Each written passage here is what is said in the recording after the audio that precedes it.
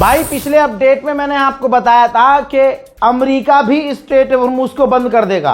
यानी अगर यहां पर स्ट्रेट ऑफ हॉर्मुज है और अमेरिका की पहुंच पीछे या उसके आगे तक है, वहां है और पीछे है, यहां नहीं है पहुंच, तो ये पीछे से ही अपना ब्लॉकेज लगा देगा, वहीं से रास्ता बंद कर देगा। अब जो 2-4 जहाज गुजर भी रहे थे स्ट्रेट ऑफ हॉर्मुज से, अब वो भी नहीं गुजरेंगे।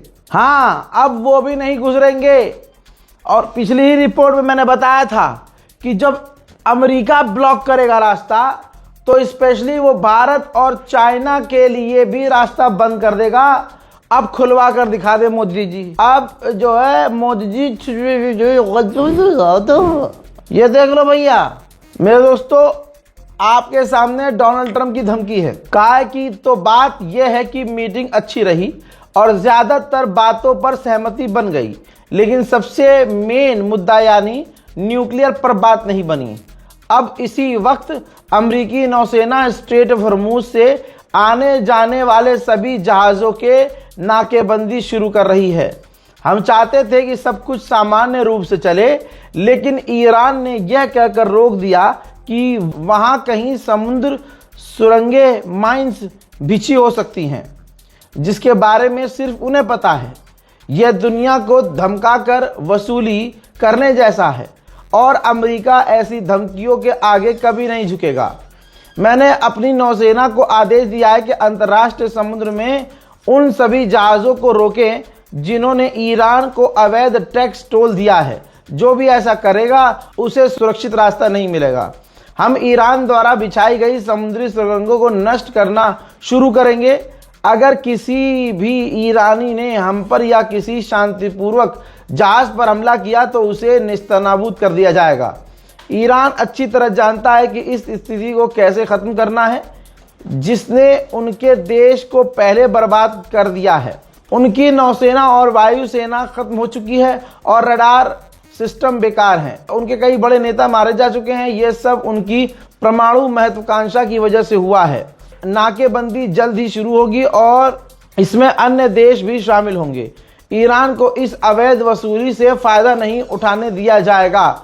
उन्हें पैसा और परमाणु शक्ति चाहिए। हम पूरी तरह तैयार, लॉक्ड एंड लोडेड हैं और सही समय आने पर हमारी सेना ईरान के बचे कुचे हिस्से को तबाह कर देगी। दूसरी धमकी में दोस्तों, उसने पहले ये धमकी दी, फिर दूसरी धमकी ये है कि ईरान ने स्ट्रेट ऑफ हॉर्मुज खोलने का वादा किया था, लेकिन उन्होंने जानबूझकर ऐसा नहीं किया। इसकी वजह से पूरी दुनिया के लोगों और देशों को काफी परेशानी और मानसिक तनाव झेलना पड़ रहा है।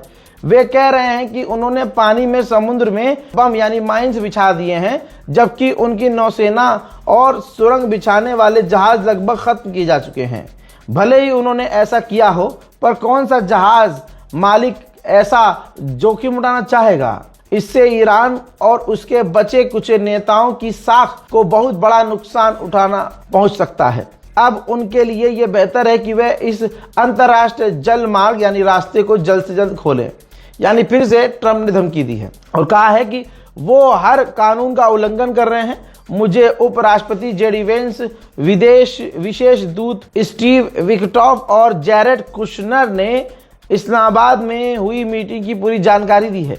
यह मीटिंग पाकिस्तान की फील्ड मार्शल आसिम मुनीर और प्रधानमंत्री शहबाज शरीफ के कुशल नेतृत्व में हुई है। वो बहुत इंपॉर्टेंट लोग हैं और वो भारत के साथ होने वाले एक भयानक युद्ध को रोकने और 3 से 5 करोड़ लोगों की जान बचाने के लिए लगातार मेरा शुक्रिया अदा करते आए हैं।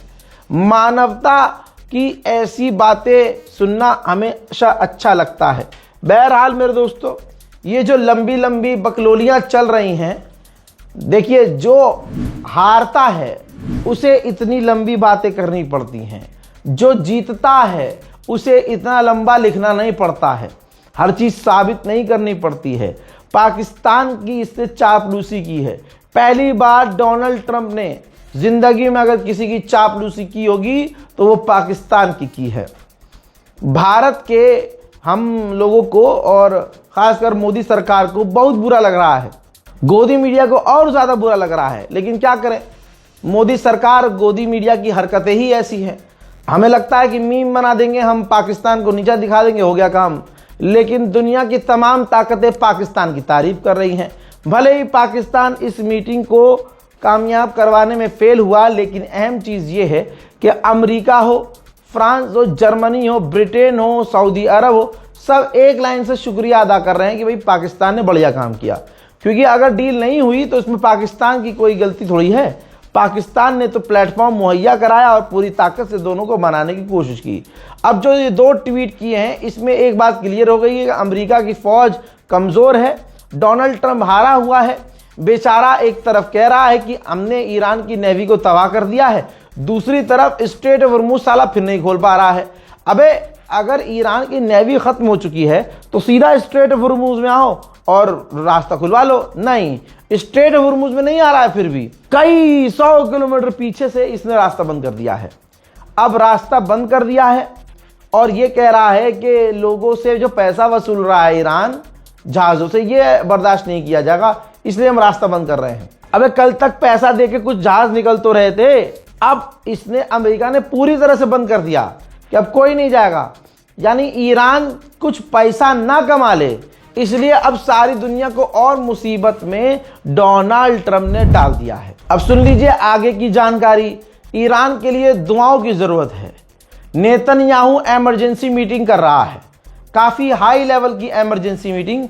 कहा जा रहा है कि डोनाल्ड ट्रंप ने पीछे से उंगली करी है कि अब तुम्हें क्या करना है। नेतन्याहू एक्टिव हो गया है और ईरान पर बड़े हमले की साजिश शुरू हो चुकी है। ईरान के 940 स्कूलों पर हमला हुआ है, अल जजीरा कंफर्म कर रहा है 940, जिसमें से 18 स्कूल ऐसे डैमेज हुए हैं जैसे वहां कुछ था ही नहीं। रेड सी के अंदर, लाल सागर के अंदर, नहीं पता किस देश का टैंकर था, लेकिन टैंकर है। उसमें अननोन समुद्री लुटेरे, अल्लाह जाने कौन थे, उन्होंने उस टैंकर पर चढ़ने की कोशिश की। टैंकर की जो सिक्योरिटी थी उसने प्लेयर्स दागे, गोलीबारी की, जिसके बाद वो जो चढ़ने की कोशिश कर रहे थे लोग वहां से फरार हो गए। कैमरे के आगे आकर गुलाबी सुअर बड़ी बड़ी बातें करता है और पीछे से इनकी घिग्गी बंदी है ईरान के आगे। मेरे दोस्तों, कल जो अमेरिका कह रहा था कि खुद गुलाबी सुअर ने ट्वीट किया था कि हमारे 2 जहाज़ों ने स्ट्रेट ऑफ हॉर्मुज़ को क्रॉस किया है ताकि दूसरों का भी डर खत्म हो। हजरात, उसकी सच्चाई ये थी कि ईरान को जब दिखा कि एक अमेरिका का नेवी तेजी से बढ़ रहा है आगे, वॉरशिप, तो उसको धमकी दी और धमकी ऐसी दी कि वो तुरंत यूटर्न लेके वापस चला गया। लेकिन गुलाबी सुअर ने कहा नहीं, हमारा जहाज तो आगे निकल गया। अब वो वीडियो सामने आया है ईरान का, जिसमें ईरानियन नेवी अपने खूंखार अंदाज में, बादशाही वाले अंदाज में, हैदरी अंदाज में, अपनी टोन में धमकी दे रही है अमेरिका को, पीछे हट जाओ, रुक जाओ, ये लास्ट वार्निंग है वरना हमला कर देंगे। Navy Warship 121, this is Sepah Navy Station. You must alter course and go back to the Indian Ocean immediately. If you don't obey my order, you will be targeted. Out. This is Coalition Warship 121, engaged in transit passage in accordance with international law.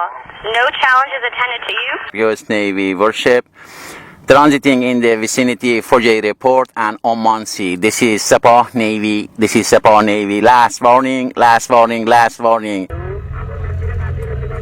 He was close to High Island 4. अल्लाह अकबर, अल्लाह अकबर। अब दोस्तों एक और बड़ा update दे दूं, Vladimir Putin ने offer दिया है mediation का। पाकिस्तान के बाद अब रूस ने कहा है कि हम मीडिएशन करवाने को तैयार हैं। उधर एक्सपर्ट कह रहे हैं कि ईरान का न्यूक्लियर जो है, ईरान का जो यूरेनियम है, इन तमाम हमलों के बावजूद बच गया है। यही वजह है कि इजराइल और अमेरिका बौखलाए हुए हैं। बेचारे करें तो अरब क्या करे, कुछ कर नहीं पा रहे, सिर्फ भड़क रहे हैं। भड़कने अलावा थक भी नहीं रहे हैं भड़क के। यूएई फिर से भड़का है, ऑफिशियल्स उसके यूएई के कह रहे हैं कि स्ट्रेट ऑफ हॉर्मुज़ ईरान का थोड़ी है जो उसे वो कंट्रोल करेगा। अभी तक ससुरे ये बयान दे रहे थे, अब पता चला कि ले पीछे से अमेरिका ने भी रास्ता बंद कर दिया। ले बेटा घोप घोप। अब जानिए एक और बड़ा अपडेट, आखिरकार ईरानियन टॉप ऑफिशियल्स भी इस्लामाबाद से तेहरान के लिए चले गए हैं। जब तक आप ये वीडियो देख रहे होंगे वो तेहरान में उतर चुके होंगे। अमेरिकी पत्रकार, जिससे डोनाल्ड ट्रंप भी पैंट में मुंह देता है उसकी बातें सुन के, ट्रकर कार्सल, इसने फिर से कहा है और बड़ी बात कही है कि डोनाल्ड ट्रंप नेतन्याहू का स्लेव बन चुका है, गुलाम बन चुका है। नेतन्याहू जो चाहेगा ट्रंप वही करेगा। हमारी जो डेटा टीम है उसने ये डेटा निकाला है जिसके अंदर पता चला है कि जो अमेरिका की नेवी और नेवी वेसल्स, एयरक्राफ्ट कैरियर हथियारों से खत्म हो चुके थे, जिन पर हथियार खत्म हो चुके थे, इस बातचीत के बहाने जो समय मिला उन तमाम जहाजों को हथियारों से लाद दिया गया है। तभी तो मैं शुरू से चीख रहा था कि IRGC को बात नहीं माननी चाहिए। चाइना गया तेल लेने, आपकी लड़ाई है, आपके मुल्क को मिटाने की बात चल रही है। भाड़ में जाए रशिया, भाड़ में जाए चाइना, अकेले लड़ रहे हो तो अकेले फैसला लेते, क्यों बातचीत करी, क्यों अमेरिका को और इजराइल को इतना समय दे दिया। अब भुगतना पड़ेगा। इजराइल ने पूरी दुनिया के मुंह पर थूकते हुए एक बार फिर से लेबनान पर बड़े हमले किए, जिसमें आज की तारीख में पिछले 12 घंटे में 17 से ज्यादा सिविलियंस मारे गए हैं। अब तबाही देखिएगा।